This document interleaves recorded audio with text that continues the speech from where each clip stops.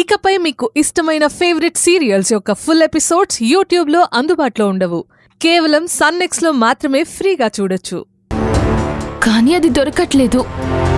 నువ్వేం చేస్తావంటే దానికి. పోనీ ఆ మ్యాప్ ఎక్కడుందో శ్రావణిని అడుగుదామా? నిజమే, మా అక్కకి తెలుసుండొచ్చు. రా వెళ్ళి అడుగుదాం.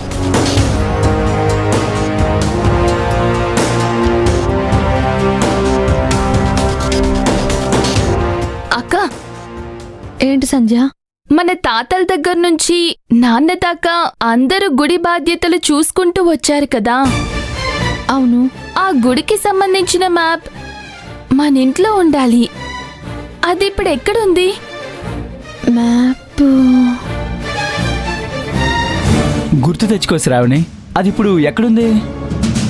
ఆ మ్యాప్ ఎక్కడుందో నాకు తెలియదు, కానీ మన ఇంట్లో ఉన్న గుడికి సంబంధించిన వస్తువులన్నీ గుడి మాన్యం వాళ్ళకి అప్పగించాలని చంద్రయ్య తాత తీసుకెళ్ళిపోయాడు. ఆ తర్వాత ఏం జరిగిందో నాకు తెలియదు, కానీ గుడికి సంబంధించిన మ్యాప్ అందులోనే ఉండాలి. అవును, దానితో మీకేంటి పని? ఏం లేదక్క, ఊరికే తెలుసుకుందామని అడిగాను.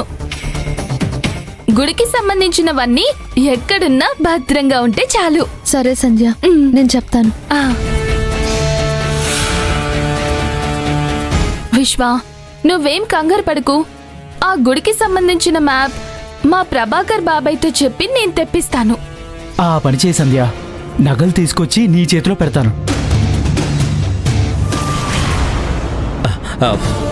పెద్దత్తయ్య, మిమ్మల్ని లాయర్ గారు గుర్తుపట్టినా ఏం తెలియనట్టు పక్కకొచ్చేసారు ఎందుకు? వద్దు సత్తిపండు, నేను ఎవరన్నది అక్షయ్కి తెలియకూడదంటే ఎవరు నన్ను గుర్తుపట్టకూడదు.